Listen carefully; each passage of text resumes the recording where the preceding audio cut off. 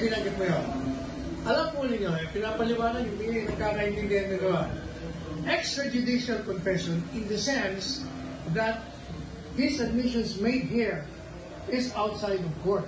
But as correctly pointed by her, hindi lang ganun kadali yung extrajudicial confession. May requirements yun. Like, for example, it has to be reduced in writing. Kung hindi, walang problema yun. And even assuming, even assuming na may written confession, ang tanong ko sa inyo, how the hell can you prove that Duterte killed this person? Hindi mo nga alam kung sino eh. Who will file the case? Kalukuhan nga eh. Hindi nila na-idea. Another thing, sinasabi nila, ang dami mong pinatay nung mayor ka. Even assuming na totoo, sabi niya nga, hintay ka muna.